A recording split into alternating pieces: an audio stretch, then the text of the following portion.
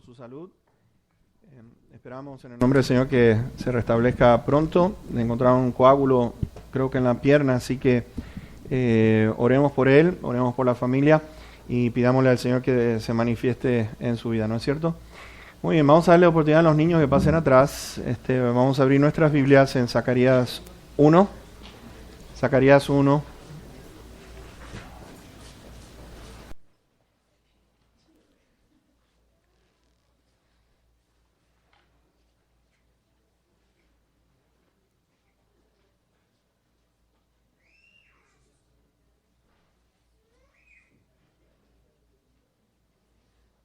Zacarías capítulo 1, vamos a estar enfocados versículo 18 al 21.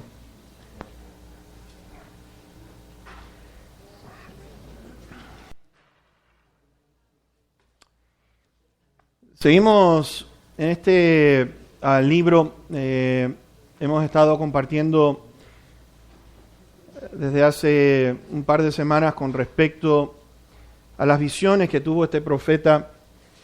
Desde este capítulo o desde este versículo en adelante, vamos a ver que todas las visiones tienen que ver con respecto al futuro, a lo que viene en camino.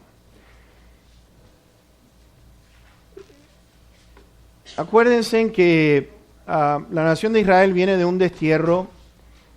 Zacarías junto con Ageo están predicando o están animando a la nación de Israel a que se pueda construir el templo para que puedan nuevamente disfrutar lo que es la presencia de Dios allí en ese lugar.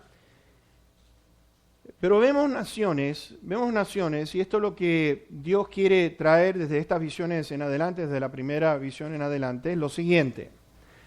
Desde el mismo inicio vemos nosotros, el mundo ha estado en una guerra en contra de Dios, ha estado con el deseo de poder observar cómo ir en contra suya, cómo desafiarlo, cómo querer quitarlo de en medio, cómo sacar los mandamientos, cómo directamente ponerlo en un lugar donde no exista más. Dios está muerto, no vive, no existe, no lo vemos. Y con todas estas cosas podemos mirar que el querer tomar el lugar de nuestro Dios, el querer dominarlo para quitarlo de su lugar, es algo que el ser humano ha querido desde el mismo inicio. El Salmo 2, por ejemplo, nos dice a nosotros con respecto a este sentimiento tan profundo que tiene el mundo en contra de Dios, un mundo en el cual podemos ver que basado en eso, está viviendo agitadamente, no hay paz, no hay nada que pueda traer descanso a la gente, hay un desorden. Y Dios en el Salmo 2 dice lo siguiente, hace una pregunta: ¿por qué se amotinan las gentes y los pueblos piensan cosas vanas? Está haciendo esta pregunta, ¿por qué piensan cosas vanas? Y la respuesta está inmediatamente que dice, se levantarán los reyes de la tierra y príncipes consultarán unidos para ir en contra de Jehová y de su ungido.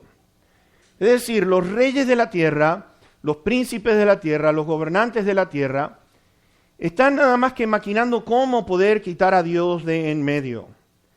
Se refleja entonces no solamente en Dios, pero se refleja en Israel y se refleja en la iglesia por igual. Jesús dijo que si la iglesia fuese del mundo, nos dice a nosotros, el mundo amaría lo suyo, pero como el mundo lo aborrece al Señor Jesús, sepan que a ustedes también lo van a aborrecer. No solamente a la iglesia, pero a la nación de Israel por igual. Hay algo interesante que a mí, por ejemplo, en todos estos años he observado y estoy esperando el momento de poder comprobar algo que sea contrario a lo que voy a compartir con ustedes. ¿No se han dado cuenta de esto que cuántas burlas y cuántos ataques sufren, por ejemplo, los musulmanes? ¿Cuántos ataques o burlas sufren los testigos de Jehová o mormones o adventistas? ¿Por qué es que nadie va y se burla en contra de estas religiones? Le voy a decir por qué. Porque ninguna de estas religiones profesan a Cristo Jesús como Señor. Aquellos que profesan a Cristo Jesús como Señor, ustedes van a ver un ataque directo, van a ver burla, y entonces notamos nosotros, mis hermanos, de que hay algo serio en contra de Cristo Jesús. Pregúntense en una cosa, ¿por qué es que con el mensaje que trae el Señor Jesucristo, por qué es que todo lo bueno que Él ha hecho, las enseñanzas que Él ha dado, y sin embargo, ¿se han dado cuenta cuánta gente rechaza a Cristo Jesús, que no quieren nada que ver con Él, no quieren ver, ni escuchar, ni recibir la salvación de Dios? ¿No es interesante de notar, mis hermanos, que aquel que desea lo mejor para nosotros y es la persona que más se rechaza quizás en el mundo? Israel ha sufrido muchísimo en manos de naciones que odian a Dios, se reflejan sobre esta nación.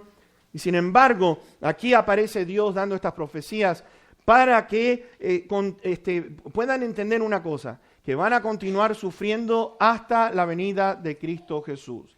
Pero hay algo interesante con respecto a esto. Unos dirán, bueno, si van a sufrir hasta la venida del Señor Jesucristo, el Señor está diciendo lo siguiente: mis hermanos, Israel va a permanecer desde 1948 en adelante, va a permanecer. Eso quiere decir, comiencen a mirar en el futuro porque el futuro está asegurado para esta nación. Y entonces vemos a Zacarías trayendo este asunto, trayendo consuelo a la nación de Israel por medio de palabra de Dios, a pesar de aquellas naciones que la odian. Sin embargo, el profeta está diciendo, no se preocupen, Dios está con nosotros, Dios va a hacer por nosotros, Dios va a hacer algo grande en nosotros. Y en esta serie de visiones, Israel viene del destierro de la cautividad en Babilonia. La primera visión, ¿se acuerdan ustedes? En la hondura aparece este jinete. Y empezamos a ver entonces, mis hermanos, que en esa primera visión aparece Dios para decirles, desde este destierro en adelante, allí voy a estar con esta nación. Miren hacia el futuro porque esto es a favor de todos ustedes. Fíjense en que aparece el Señor intercediendo, ¿se acuerdan? Allí desde el verso 12 en adelante, aparece el mismo Señor Jesucristo intercediendo por esta nación ante el Padre. Y el Padre responde allí en el verso 14, dice, se lee con gran celo a Jerusalén y a Sión, Dios celoso de su pacto, Dios celoso de cumplir su pacto. En ese pacto, mis hermanos, está el castigo, en ese pacto está la restauración, pero podemos ver nosotros que cuando Dios interviene en la historia y cuando interviene con su pueblo, interviene con la nación de Israel, interviene con la iglesia, mis hermanos, hay un propósito muy grande que nosotros necesitamos entender. Fíjense en que el Señor estaba por su pueblo, como estábamos diciendo, está entre su pueblo. Después de esta profecía empezamos a ver que 4 años después Israel termina de construir aquel templo. Y lo importante de estas visiones, como estábamos diciendo, es que Israel se le pueda proveer el conocimiento de lo que viene en adelante, de lo que viene desde este punto hacia el futuro. Que el mismo Señor va a venir, que el mismo Señor nos dice, Zacarías va a establecer su reino sobre la tierra. Y entonces tiene que haber una alegría en todo esto. ¿Por qué? Porque las naciones piensan que al querer quitar a Dios, al decir de que Dios está muerto, que con esto ya lo quitó de en medio, y sin embargo vemos a este Dios compartiendo esta visión y compartiendo estas profecías a través de este profeta, para que nosotros podamos entonces entender lo que viene en camino, lo que viene a favor de la iglesia, que va a reinar con el Señor allí en el milenio. Mis hermanos, que Israel va a ser establecida por siempre, y lo más interesante de todo es que lo que son los gobiernos gentiles, todo aquello que no tenga que ver con Israel, todo aquello fuera de la nación de Israel, van a dejar de ser. El tiempo de los gentiles se termina al final de lo que son los 7 años de Daniel o la semana 70 que profetizó el profeta Daniel. Vamos a explicar un poquitito de esto en breve. Así ustedes pueden entender un poquitito lo que estamos diciendo. Ahora, al poder mirar esto, vamos a necesitar mirar algunos pasajes dentro de su Biblia, así que vamos a ayudar a esta Biblia a que se le despeguen las hojas bien. Vamos a poner en práctica nuestro conocimiento donde están los libros, bien sencillos, así que no se preocupe. Vamos a ir a algo que yo creo que es de suma importancia para que entendamos. Vamos a empezar por el verso número 15. verso 15. Y nos dice allí, está hablando este profeta en contra de aquellas naciones, y fíjense en lo que dice el Señor. Y estoy muy airado contra las naciones que están reposadas, porque cuando yo estaba enojado un poco, ellos agravaron el mal. Vamos a detenernos ahí. Hay algo que tenemos que observar en este versículo en cuanto a lo que necesitamos aprender en este sentido. Dios está airado contra aquellas naciones que están reposadas. Y uno dirá, bueno, pero ¿no es algo bueno que estén reposadas? ¿No es algo bueno de que exista reposo entre las naciones? Pero, sin embargo, vemos nosotros que el versículo 11 también lo menciona, y ellos hablaron a aquel ángel de Jehová que estaba entre los mirtos y dijeron, hemos recorrido la tierra y aquí que toda la tierra está reposada y quieta. Uno diría, bueno, qué bueno que está esto. ¿Qué hay de malo? ¿Por qué es que Dios está airado contra estas naciones que están reposadas y quietas?